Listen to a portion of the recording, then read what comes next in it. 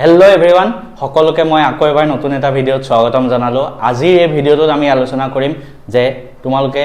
আগন্তুক HSLC এক্সামত কিদৰে বহিখনত লিখিব লাগে। কাৰণ পঢ়াখিনি সবেই পঢ়ি লয়, কিন্তু পেপাৰ প্ৰেজেণ্টেশ্যনটো বহুত বেছি ইম্পৰ্টেণ্ট ফেক্টৰ হৈ পৰে। ঠিক আছে, এতিয়া তুমি HSLC এক্সাম এটা দিব যোৱা,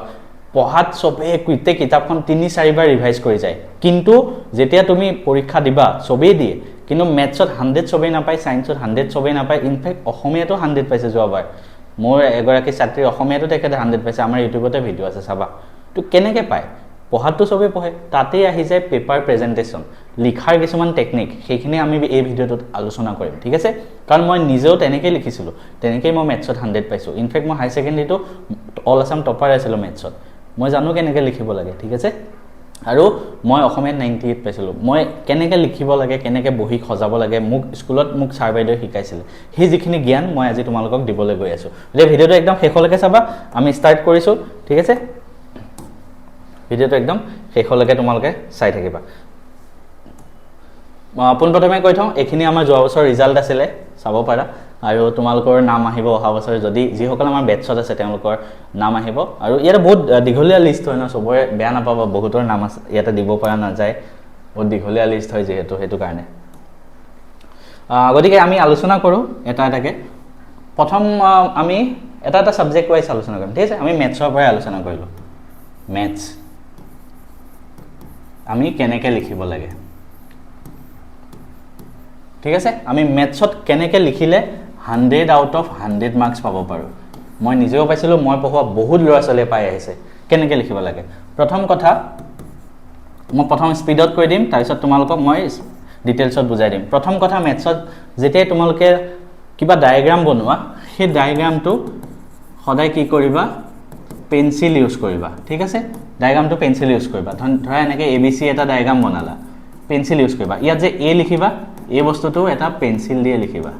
ঠিক আছে, মনত থাকিব। তাৰপিছত ষ্টেটিষ্টিকৰ যেতিয়া আমি টেবুলখন বনাওঁ, ষ্টেটিষ্টিক চেপ্টাৰটো যেতিয়া পৰিসংখ্যা চেপ্টাৰ টেবুলখন বনাওঁ, সেই টেবুলখনতো পেঞ্চিল ইউজ কৰিবা। ঠিক আছে, থাৰ্ড কথা, আটাইতকৈ মষ্ট ইম্পৰ্টেণ্ট, প্ৰত্যেকটো ছাবজেক্টতে মনত ৰাখিবা, তুমি যিটো বস্তু লিখা, সেই লিখোঁতে তুমি মনত ৰাখিবা যে যোনে বহিখন চাই আছে তেওঁ যেন একো নাজানে। এতিয়া চোৱা, মই মেথছৰ একো নাজানো, তুমি মোক পঢ়াব লাগে, তুমি একদম বেছিকৰ পৰা পঢ়াব ন, তো সেইটোৱে কৰিবা। ধৰা মই এটা কথা ক'লোঁ, ধৰা AB/AC এনেকুৱা যে এটা ফৰ্মুলা আছিলে, D/DF হয় ধৰা ত্ৰিভুজ এটাত। ঠিক আছে, ত্ৰিভুজ এটাত এনেকুৱা কিবা সমান্তৰাল হ'লে এইটো হয়। এতিয়া তুমি এইটো লিখি দিলা, ইয়াৰ পৰা কেনেকৈ এইটো আহিল মইতো নাজানোৱে, তো কি কৰিব লাগিব, আমি ছাইডত উপপাদ্যটো লিখি দিব লাগিব। এতিয়া বহুতে ইয়াত কি লিখিব, 6.1 থিয়ৰিম।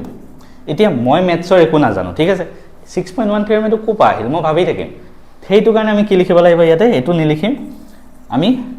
গোটেই থিয়ৰিমটো কিয় আহিছে, গোটেই থিয়ৰিমটো, গোটেই উপপাদ্যটো, গোটেইটো লিখি দিম। ঠিক আছে, তেতিয়াহে তুমি ভাল মাৰ্কছ এটা মেথছত পাবা। ছেকেণ্ড কথা, মেথছৰ এটা কুৱেশ্যন কেনেকৈ ষ্টাৰ্ট কৰে, প্ৰথম কি লিখিবা, দিয়া আছে গিভেন। ঠিক আছে, গিভেন কি দিয়া আছে, মই এটা উদাহৰণ দিলোঁ, ধৰা সমান্তৰ প্ৰগতি পাঠটোৰ পৰা দিয়া আছে, কিবা দিয়া আছে, ধৰা 2, 3, 5 এনেকৈ নহ'ব ন, সমান্তৰ প্ৰগতি 2, 4, 6 এইটো এটা AP দিয়া আছে, য'ত ক'লে আমাৰ সাধাৰণ অন্তৰ 2। তো বহুতে কি কৰিব, দিয়া আছে A = 2, D = 2 এনেকৈ লিখিলা। এতিয়া মই মেথছৰ একো নাজানো, A কি হয়, D কি হয়, মোৰ কাৰণে এটা এলফাবেট হয় ন, তো কি কৰিব লাগিব, তুমি ছাইডত লিখি দিবা। ইয়াতে অসমীয়াত লিখিলে প্ৰথম পদ ব্ৰেকেটত A = 2, তাৰপিছত সাধাৰণ অন্তৰ, ইংলিছত লিখিলে কমন ডিফাৰেঞ্চ D = this, তেনেকৈ লিখিবা। ঠিক আছে, এই গোটেইবিলাক আমাৰ কোৰ্চত মই পঢ়াই দিওঁ, যিসকল আমাৰ কোৰ্চত আছে তোমালোকে আৰামছে এইবিলাক বস্তু জানা। গতিকে আমি মেথছত এনেকৈ লিখিব লাগে। মই কৈ দিওঁ, আমাৰ যোনটো মেথছৰ কোৰ্চ আছে, তাতে আমাৰ লাইভ ক্লাছ হয়, নতুন কিতাপখনৰ গোটেই এক্সাৰচাইজবিলাক কৰোৱা হয়। ইয়াৰ উপৰি পুৰণা কিতাপৰো যিখিনি ইম্পৰ্টেণ্ট পাৰ্ট সেইখিনিও মই দিওঁ। তাৰোপৰি মক টেষ্ট হয়, ঠিক আছে, MCQ মক টেষ্ট, MCQ কৰাওঁ। তাৰোপৰি এইবিলাক কেনেকৈ লিখিব লাগে লাইভত মই বুজাই দিওঁ। ডাউট ছেশ্যন থাকে, মক টেষ্টৰ ওপৰতো আমি ছেশ্যন লওঁ, কুৱেশ্যন বেংকৰ কুৱেশ্যন কৰাওঁ। ঠিক আছে, চ' আমি এনেকৈ কৰিম। আজি ভিডিঅ'টো অকল লিখাৰ ওপৰত কথা পাতিছোঁ ন, পঢ়াখিনিতো অলৰেডি মই কৈ থোৱা আছে কেনেকৈ পঢ়িব লাগে। গতিকে এইবিলাক বস্তু তোমালোকে সৰু বস্তু মনত ৰাখিবা, সৰু বস্তুবিলাকে কেতিয়াও তোমালোকে এটা ডাঙৰ ইম্পেক্ট পেলাব লাইফত গৈ পেলাই। ঠিক আছে, সো আৰু এটা কথা ধৰা ঠিক আছে আমি এটা হেৰিতে কৰিব পাৰোঁ ঠিক আছে 1 মিনিট ৰখা ঠিক আছে সো আমি এটা মোবাইলটো মানে এনি টাইম বজি থাকে সো আমি এইবিলাক সৰু বস্তু আমি এটা স্লাইডতে দেখাম বাৰু মই কিছুমান প্ৰুফ কৰিব আহে ঠিক আছে ত্ৰিভুজ পাঠটোত কিছুমান প্ৰুফ কৰিব আহে তেতিয়া আমি কি কৰিম ত্ৰিভুজ পাঠটোত কিছুমান ধৰা প্ৰুফ কৰিব আহিলে আমি কি কৰিম দিয়া আছে কি দিয়া আছে লিখি ললো প্ৰথম ত্ৰিভুজ পাঠটোত প্ৰথম তোমাক ক'ব না এটা ত্ৰিভুজৰ এটো হয় এনেকুৱা তো তুমি ত্ৰিভুজটো নিজে আঁকিলা ধৰা কি ABC ত্ৰিভুজটো নিজে আঁকি ললা তাৰপিছত DE তো এইখিনি তুমি ধৰি ল'ব লাগিব প্ৰথম ঠিক আছে যদি কুৱেশ্যনত দিয়া আছে তেনে দিয়া আছে লিখিবা যদি নিজে আঁকিছা তেনে এনেকৈ লিখিবা লেট ধৰা হ'ল আমাৰ যোনটো কোৰ্স আছে ইংলিশ মিডিয়াম আছামিজ মিডিয়াম দুইটা পঢ়োৱা হয় ধৰা হ'ল ABC এটা ত্ৰিভুজ য'ত DE parallel BC তাৰপিছত ক'বা আমি প্ৰমাণ কৰিব লাগে যে কি AD by DB equal to AE by EC ঠিক আছে তাৰপিছত তলত লিখিবা প্ৰমাণ proof তাৰপিছত ষ্টাৰ্ট কৰি দিবা ঠিক আছে তো তেনেকৈ কৰিবা এইখিনি হৈ গ'ল আমাৰ কি মেথছৰ কথা আৰু কোৰ্সত মই ইন ডিটেইলছ প্ৰত্যেকটো চেপ্টাৰ যেতিয়া পঢ়াই গৈ থাকিম আৰু কিছুমান নতুন টেকনিক ওলাই গৈ থাকিব তো তোমালোকে হেনেকৈ কৰি গৈ থাকিব পাৰিবা ঠিক আছে এটো হৈ গ'ল আমাৰ মেথছৰ কথা নেক্সট আমি কি হতা হওঁ সায়েন্সৰ কথালৈ আহোঁ সায়েন্স গতিকে নেক্সট কথাটো হ'ল সায়েন্সত আমি ক্লাস 10ত কেনেদৰে লিখিব লাগে যাতে আমি 100% মাৰ্কস পাব পাৰোঁ পঢ়াত সবে পঢ়ি লয় কিন্তু লিখাটোত 100 কোনো সবে নাপায় ঠিক আছে মই পঢ়া বহুত ল'ৰা ছোৱালী 100 পাই আহিছে আমাৰ কোৰ্সতো এতিয়া যেনেকৈ শিকাম তেনেকৈ মই পঢ়াই গৈ থাকোঁ সবে এবাৰো পাব তো কি হ'ব প্ৰথম কথা কেনেকৈ লিখিবা সায়েন্সৰ যেবিলাক ডায়াগ্ৰাম আহে স্পেশালি বায়োলজি ঠিক আছে বায়োলজি সব পেন্সিল ইউজ কৰিবা ঠিক আছে সব পেন্সিল আৰু যেতিয়া তোমাক কোৱেশ্যনত ক'ব যে এটা ডায়াগ্ৰাম বনোৱা তুমি সেই পেজটোত গোটেই পেজটোত অকল সেই ডায়াগ্ৰামটোৱে বনাবা ঠিক আছে আৰু এই গোটেই পেজটোত অকল পেন্সিল ইউজ কৰিবা ডায়াগ্ৰাম এটা কিবা এটা বনালা ইয়াতে ধৰা এটো চিন দি দেখাব লাগে যে এটো কিবা এটা হয় ঠিক আছে কিবা এটা লিখি দিলা এই গোটেই বস্তুখিনিতে পেন্সিল ইউজ কৰিবা ঠিক আছে মন থাকিব এই গোটেই বস্তুটো আমি কি ইউজ কৰিম পেন্সিল সেকেন্ড কথা সায়েন্সৰ বহুত কিছুমান ইম্পৰ্টেন্ট পইণ্ট থাকে ওটা এটা মন ৰাখিবা সেকেন্ড কথা তুমি যেতিয়া এটা ৰিএকচন লিখা সেই ৰিএকচনটো সদায় ব্যালেন্স কৰি লিখিবা সমতল কৰি পেলাই লিখিবা যদি নাজানা ৰিএকচন নিলিখিবাই ঠিক আছে কিন্তু জানিলে অকল ব্যালেন্স কৰি লিখিবা মই উদাহৰণ দুটামান দিম এই ক্ষেত্ৰত হে এতিয়া প্ৰথম ধৰা এটা কোৱেশ্যন আহিলে তোমালোকক যে অৰ্ধক্ষেপণ বিক্ৰিয়া কাক বোলে 2 নম্বৰ আহিলে বুঝে কি কৰিব যত অৰ্ধক্ষেপ পৰে হেতু অৰ্ধক্ষেপণ বিক্ৰিয়া তুমি কি কৰিবা তলত এক্সাম্পল এটা দি দিবা এক্সাম্পল এটা গোটেই ৰিএকচনটো লিখি দিলা ধৰা Na2 sodium sulphate plus barium chloride হেনেকুৱা কিবা এটা আছিল ন এটো হল তুমি গোটেই ৰিএকচনটো ব্যালেন্স কৰি লিখিবা ঠিক আছে ব্যালেন্স যদি ব্যালেন্স কৰি নিলিখা ৰিএকচনটো ভুল তোমাৰ ফুল মাৰ্কস কাটা যাব ঠিক আছে আৰু এটা উদাহৰণ দিলো কিবা এটা কোৱেশ্যন আহিল যত ধৰা তোমালকৰ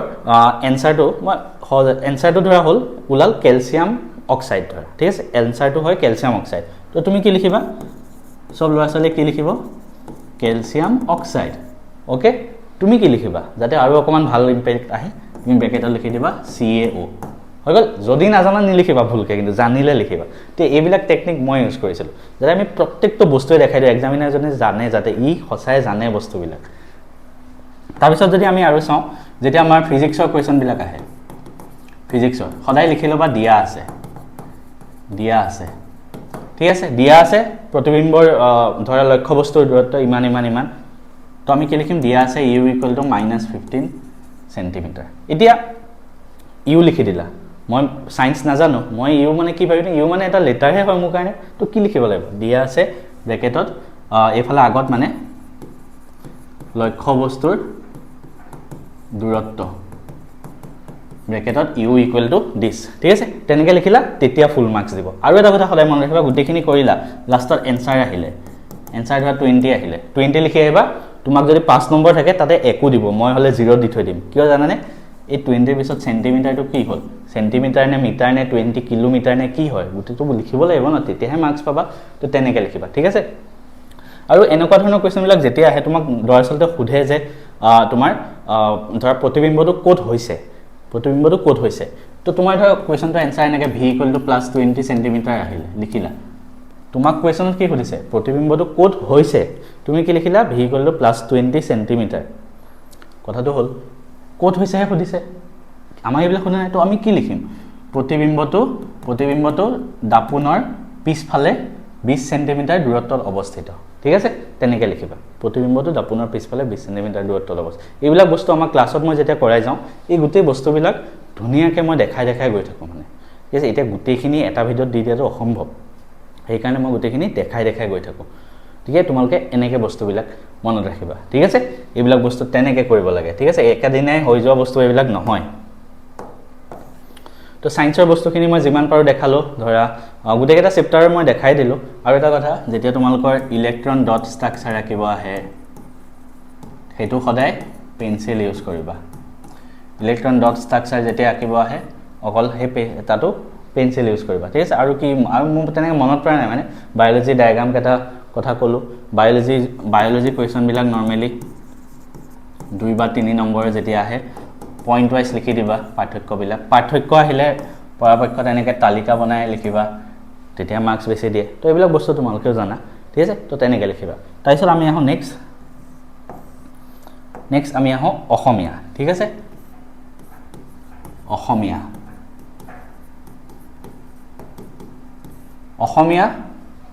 অসমীয়া আমি মেট্ৰিকত কেনেকৈ লিখিব লাগে যাতে আমি 100 মাৰ্কস পাব পাৰোঁ 100 বুলি শুনিলে কিবা এটা অসমীয়াত পাই জানো তেনেকুৱা লাগে নহয়নে অসমীয়াত 100 মাৰ্কস পাই কিন্তু যবাৰ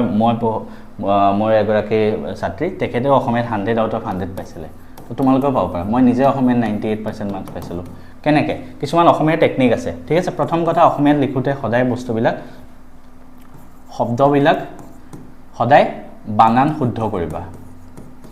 কিবা এটা বস্তু যে একেবাৰে অতি মানে একদম টান শব্দ এটা লিখিলেই যে তুমি ভাল মাৰ্কস পাবা তেনেকুৱা নহয় যদি ভালকে বানান ভাষাত সহজকৈ লিখা বানান সহজ কৰি তুমি আৰামছে পাৰিবা আৰামছে হৈ যাব সেকেন্ড কথা কাটা কুটা নকৰিবা কোনোবাই এই শব্দটো এটা মই কাটিব লাগে এইটো মই কাটিব লাগে কোনোবাই কি কৰিব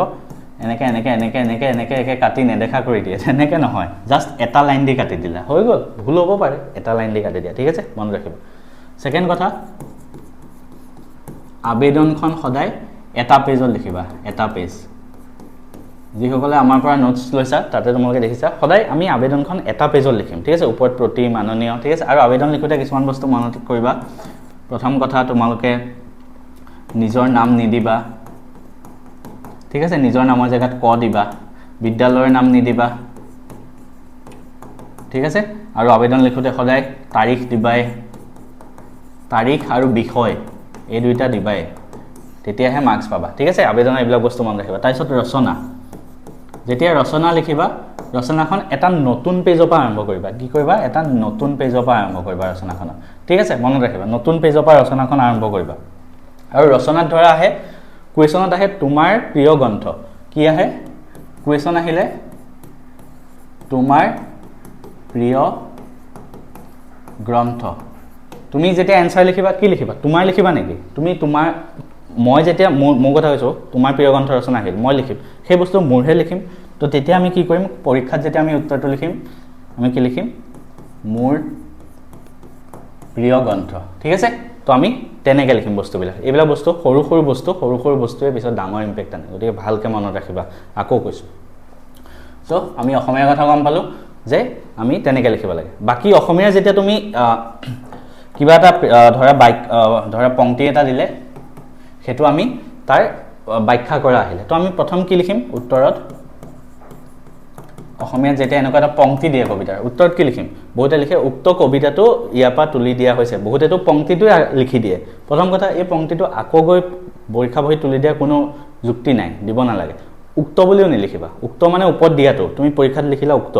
পংক্তিটো ক'ত লিখা আছে তোমাৰ বহিখনত তো তুমি কি লিখিবা হয় তুমি লিখিব পাৰা প্ৰশ্নত দিয়া বা এটা ভাল শব্দ হ'ল প্ৰশ্নোদ্ধৃত কবিতা ফাঁকি আমাৰ পাঠ্যপুথিৰ অন্তৰ্গত অমুকজন লেখকে লিখা অমুক কবিতাটোৰ পৰা তুলি দিয়া হৈছে ঠিক আছে তেনেকৈ লিখিব পঞ্চতন্ত্ৰিত কবিতা ফাকি আমাৰ পাঠ্যপুথিৰ অন্তৰ্গত মাধৱদেৱ বিৰচিত বৰগীতটোৰ পৰা তুলি দিয়া হৈছে প্ৰথম সেন্টেন্সত এইখিনি লিখিলা ঠিক আছে তাৰ পিছত তুমি ব্যাখ্যাখিনি কৰা আৰু লাষ্টত এটা লাইন সদায় এন্ডিং কৰিবা সদায় এটা লাইন এন্ডিং কৰিবা ঠিক আছে এটো বস্তু মন ৰাখিবা আৰু এটা কথা ৰচনা যেতিয়া তুমি লিখা ব্ৰেকেটৰ ভিতৰত যদি পইণ্ট কেটা দি দিয়ে যে একেটা পইণ্টত লিখিব লাগে হেকেটাই লিখিবা তাৰ বাহিৰে বলে তুমি বেলেগ পইণ্ট পঢ়ি গৈছা হেবিলাক সময় নিদিবা ঠিক আছে তো এইবিলাক বস্তু মন ৰাখিবা অসমীয়াৰ ক্ষেত্ৰত পাৰ্টিকুলাৰলি আমি এইবিলাক মন ৰাখিবা আমাৰ নোটছখিনিত আমি হেনেকে দিছো তাৰ পিছতে আহে সোশিয়েল সায়েন্স সবতকে লাষ্টত আহে সমাজ বিজ্ঞান কেনেকে লিখিব লাগে সোশিয়েল সায়েন্স কেনেকে লিখিব লাগে সোশিয়েল সায়েন্স 100% কেনেকে হ'ব পাৰে বহুত ল'ছলে পাইছে 100 সোশিয়েলত তোমালোকেও পাব পাৰা পঢ়ি সবেই যায় লিখাৰ টেকনিকটো জানিব লাগিব মই নিজে 97 পাইছিলো সোশিয়েল ঠিক আছে কেনেকে লিখিবা প্ৰথম কথা সোশিয়েলৰ বস্তুবিলাক পইণ্ট ওয়াইজ লিখিব লাগে এটা পইণ্ট ওয়াইজ লিখিব লাগে বুলি সবেই কৈ থাকে এটা কি পইণ্ট লিখিব লাগে ধৰা এটা কোৱেশ্চন আহিলে 1857 চনৰ বিদ্ৰোহত মনিৰাম দেৱানৰ ভূমিকাখিনি লিখা বা 1857 চনৰ বিদ্ৰোহৰ বিফলতাৰ কাৰণখিনি তুমি যেতিয়া মুখস্থ কৰিবা ন বিফলতাৰ কাৰণ মনিৰাম দেৱানৰ কিবা তো মনিৰাম দেৱানৰ বিফলতা তেনেকৈ লিখি এটা পইণ্ট লিখিলা তাৰপিছত আকৌ কিবা এটা হ'ল তিনটা লাইনত দিয়া হেডিংটো দি ডেশ দিবা তাৰপিছত এফালে দুটা বা তিনটা লাইন লিখি দিবা বহুতে কি কৰে অকল এই হেডিংটো দি থৈ গুছি আহে আৰে এটো দিলে কি বুজিব ঠিক আছে তোমাক 6 নম্বৰৰ প্ৰশ্ন সৰুকে তিনটা মনিৰাম দেৱানৰ বিফলতা অকমন্যতা এইবিলাক সৰুকে লিখি গুছি এটো কি হ'ল তুমি এটো হেডিং দিবা আৰু এফালে এই হেডিংটোৰ বিনিময়ত দুই তিনটা লাইন লিখি দিবা আৰু এটা কথা কিতাপত ধৰা ইয়াৰ 10টা পইণ্ট আছে বহুতে কিভাবে এই কোৱেশ্চনটোত ম্যাক্সিমাম 6 নম্বৰ আহিব বহুতে কিভাবে এই 6 নম্বৰ কাৰণে 10টা পইণ্ট নালাগে যিকোনো 6টা লিখো নহয় গুটে 10টা লিখিবা ঠিক আছে তেতিয়াহে ফুল মাৰ্কস পাবা কিন্তু এটো বস্তু মন ৰাখিবা গুটে 10টা লিখিবা তাৰ পিছত সোশিয়েলত তাৰ পিছত আমাৰ মেপ আকিব আহে মেপখন সদায় কি কৰিবা অকল এটা পেজত আকিবা এটা পেজত মেপখনে আকিবা তাৰ বাহিৰে তাত বেলেগ একো লিখিব নালাগে মেপখন আকিলা অসমৰ মেপ মই ইমান স্পিডত আকিছো মই ইমান ঠিক নহয় বাৰু ঠিক আছে মেপখন যেতিয়া আকিবা ইয়াতে তোমালোকে কি দিবা পূব পশ্চিম উত্তৰ দক্ষিণ এটো দিবাই এইলা কিতাপ প্ৰশ্ন নাথাকে দিবাই কিন্তু তাৰপিছত ওপৰত কি দিবা এফালে বাউন্ডাৰী বিলাক দিবা ঠিক আছে মানে কোনখন ৰাজ্য আছে এ বেছি ডাঙৰ হৈ গল কি হল সৰি এক মিনিট yes এটো বাউন্ডাৰী বিলাক দিবা তাৰপিছত নদীখন দিবাই ব্ৰহ্মপুত্ৰ নদীখন দিবাই কিন্তু হ্যাঁ থাকক না থাকক একেটা বস্তু দিবই লাগিব তাৰপিছত কিছুমান বস্তু আমাক বহাব আহে বহুৱা বস্তুবিলাক ধৰা এ বুলি দিলা বি বুলি দিলা ঠিক আছে এ বুলি বি বুলি দিলা তাৰপিছত এ ডেশ কি হয় বি কি হয় এইবিলাক পেন্সিল দি দিবা ঠিক আছে এইবিলাক বস্তু মই বেলেগকে দেখাই থাকিম বাৰু তো এইবিলাক তেনেকৈ দিবা তো এনেকে আমি ধৰা আমাৰ নোটছটো বিলাক আছে তো এনেকে যদি তোমালোকক আৰু কিবা গাইডেন্স লাগে মোক কমেন্ট কৰিবা মই তোমালোকক দি